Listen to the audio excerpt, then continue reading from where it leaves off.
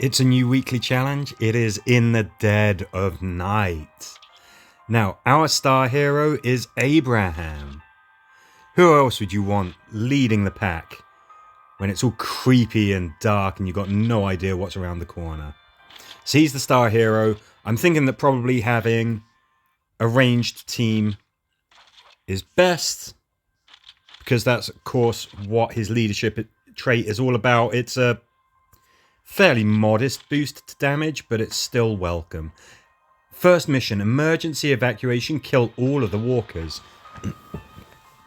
Now these are usually not too tricky, these types of missions.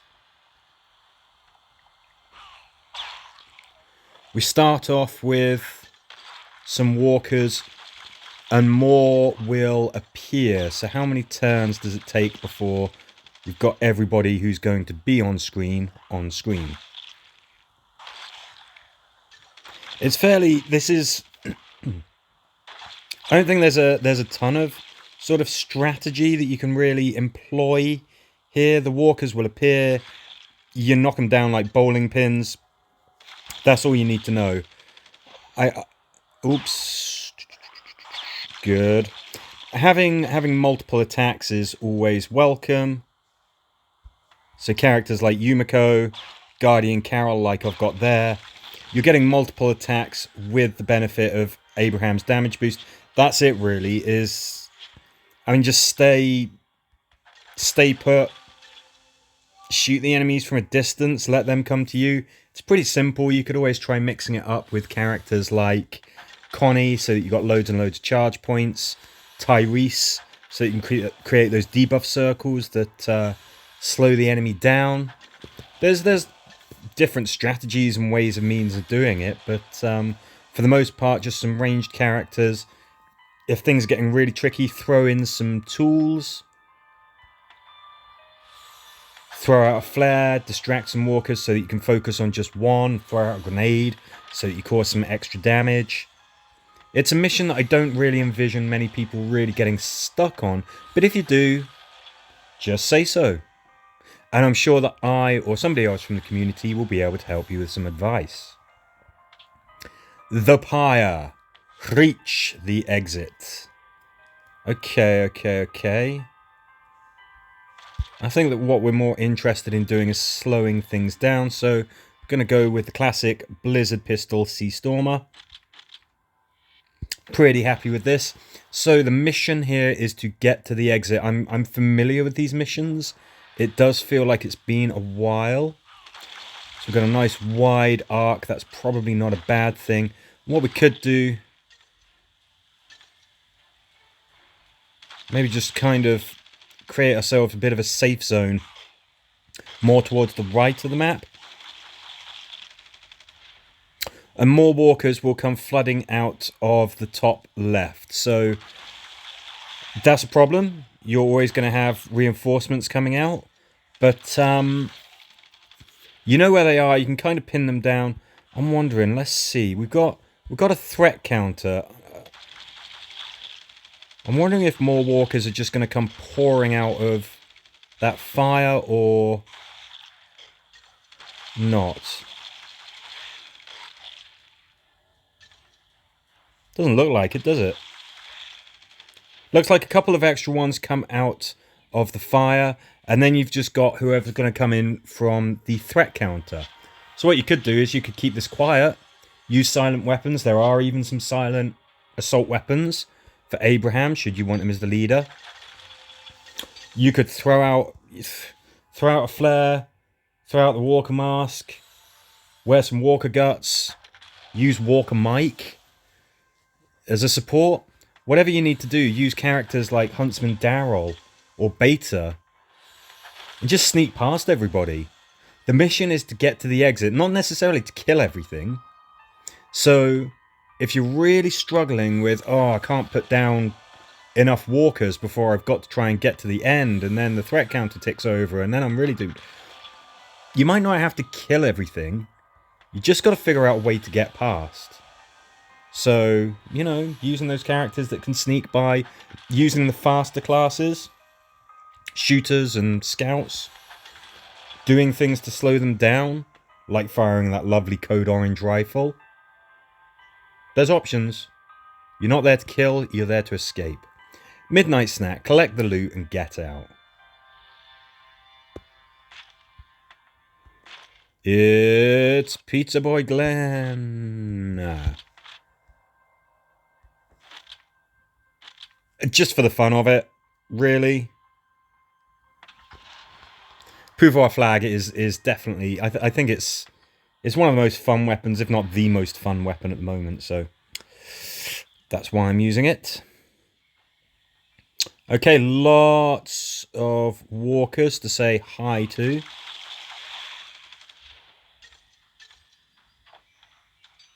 Okay, I think it's probably worth getting these guys. Just going to stay here for the moment.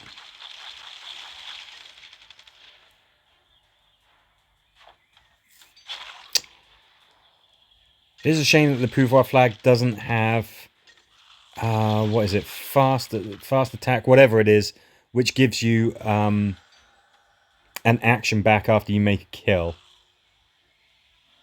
Very often the scout weapons that I favour have got that. This doesn't. Certainly doesn't mean it's bad or anything. Let's just get out of there. So Glenn, of course, good choice for any mission that involves you searching crates, because you can do 2 at a time. You can search a crate and then get a kill in, search crate, search another one, whatever you need to do. It just means that you can do all of that so much quicker.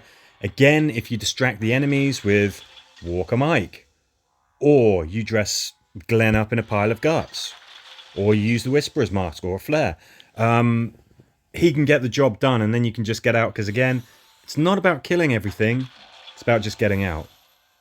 Once you have searched all of the crates, I think you probably saw, top right, there is a fire. You're going to have flaming walkers coming out of there, ready to try and eat you. So, once you've actually completed the objective, you searched all the crates, you need to get to that exit as quick as you damn well can. It might be worth you putting your other 2 team members, if it's whoever's doing the searching of that, of the last crate, have the last 2 team members at the end ready. What you could always do is search the farthest crate first. So the one which is on the leftmost side of the map, and then work your way to the right so you have less distance to travel to get to that exit. It's a good strategy, that. The narrow path, open the gate and reach the exit. Okay, so we did have a suggestion for this, which I want to try out.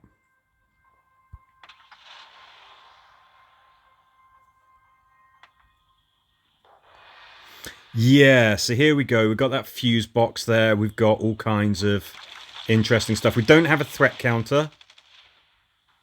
It's pretty notable. 1, 2. Tell you what we could do.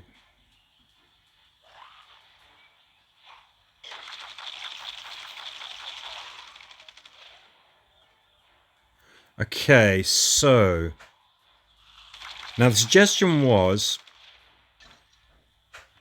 that you can actually make it so that walkers aren't appearing every turn. If we stay, let me just get Carol in position. If we stay here for 7 turns, apparently, no more new walkers will appear. Now, I don't know how many that is.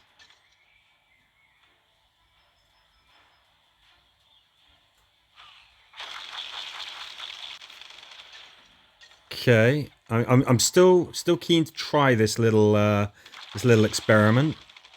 Could be that we have to actually open the doors, because they're still coming out, aren't they? So let's do that. Let's open that. Now, what we should have is no more walkers appearing. Normally they do. Normally it's very easy to get flooded on this mission. Sure as hell looks like they're still appearing, doesn't it?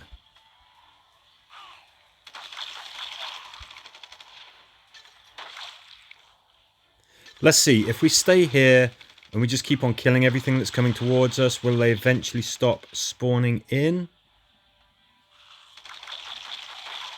I might have to get some more clarification on this purported tip, this suggestion. I'm going to stay here. Okay. We've got more coming in.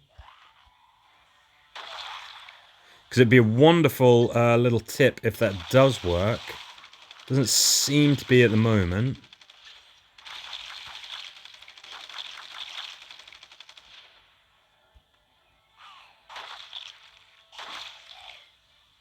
And we've got to actually, of course, make sure that we don't get flipping, well, killed trying this out. What we could always do, I mean, can we block them? So yeah, we can spawn block. It just seems like they're just going to keep on pouring out. So I don't know. I was really hoping to be able to recommend this top tip. Doesn't seem to be working though. No. Okay. All right. Well, fine. This is a tricky one. I mean, it just is a pretty tricky mission. I don't know of any particular top tips or handy hints to get through this one specifically. Use tools. It's always good advice, I guess, if you're struggling. Having something that can hit with a wide arc, where you're going to be able to nail more of the walkers at a turn.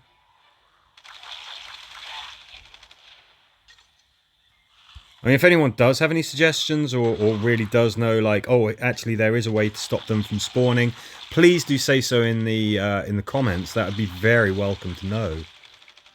But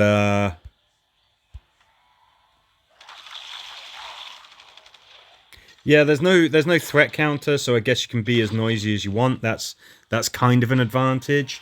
Again, it's more about getting past the enemies than it is about killing them. So, Walker Mike, flares, stun grenades, Whisperer's Mask, piles of guts, those kinds of things. Very useful. Glenn could be useful. He could, you know, open one of those fuse boxes and then he could do the next one as well, or open a gate and move through. Yeah, it's a tricky one. It really is. You saw what I did there when we were going to get surrounded, which was throw a stun grenade. That's kind of useful because the walkers tend to be all packed in. Things that will stun them, you know, that's good. I mean, those are all normal walkers, so... Although at higher levels, that might well change. Nightly visitors kill the bosses.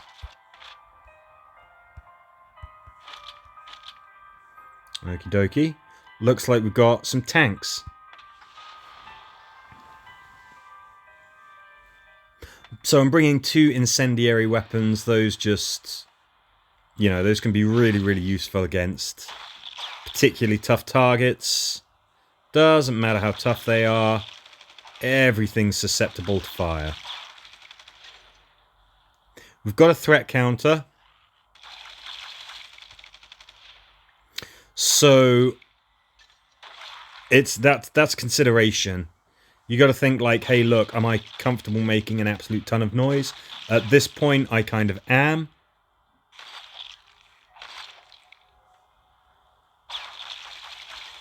But later on, that threat counter has really got to be considered because you could very easily get swamped.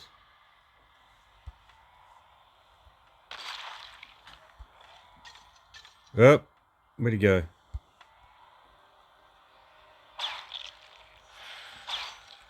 Slow those guys down. It's a pretty cramped map. It's one of those ones where I actually think a melee team could be of use. You could still have value in Abraham. He could still be slowing things down like he has been here.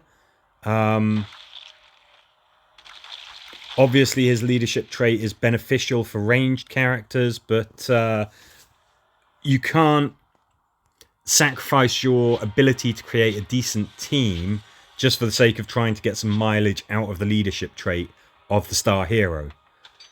Do whatever's going to get you through, and I really think that that's one where you know, a melee team might be beneficial. Outlaw Negan, Connie, so that you got loads of charge attacks and additional power to your charge hits. Could be good. Only thing is, you've got to balance. You can't really be setting things alight if you're going to use a melee team, because when they attack the target, they've got to get up close and personal. They will get burned. But that's the fact that there's a threat counter as well. It's definitely got to be considered on that mission. Deer in the headlights. Find the loot and get out.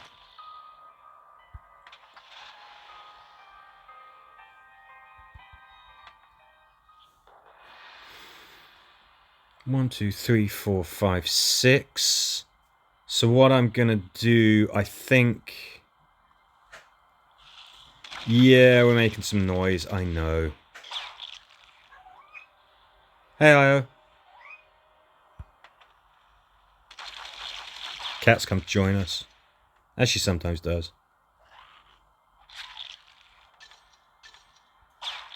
I'm so used to Glenn using the sawtooth blade that I keep getting surprised when the threat counter doesn't go down every time that he makes a kill. Just it's so locked in there that's what it does. But of course, he's got the pouvoir flag, very good for confusing enemies, and you know, I mean, it's a great weapon. So much fun. So we've got a threat counter, and we've got walkers just turning up as they fancy it. You could easily get surrounded on this one.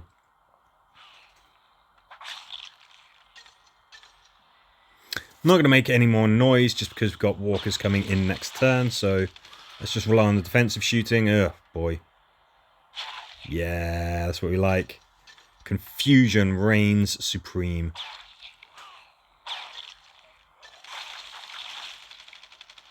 Tactical kicks in, and of course, starting if you start on the right side of the map, you're kind of working your way back to that green bar. If I was to start at the top left and then try and work my way around clockwise, I'm kind of actually increasing the distance between myself and the escape point that I want to get to, so I ain't gonna do that. We're sort of rope-a-doping the walkers. We're leading them up and around that bush so that we can keep that green strip clear. Because again, this isn't just about killing everything. It's about finding what we need and getting out of there.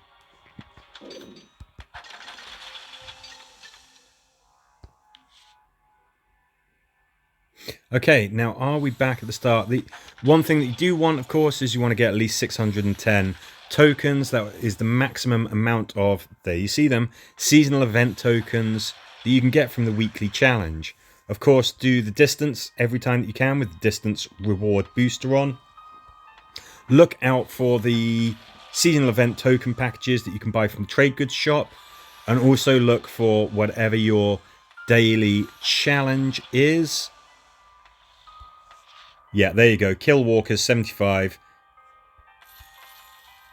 And you get your tokens. You can easily earn enough tokens to get everything that you need. Are we back at the start? Emergency evacuation, kill all the walkers.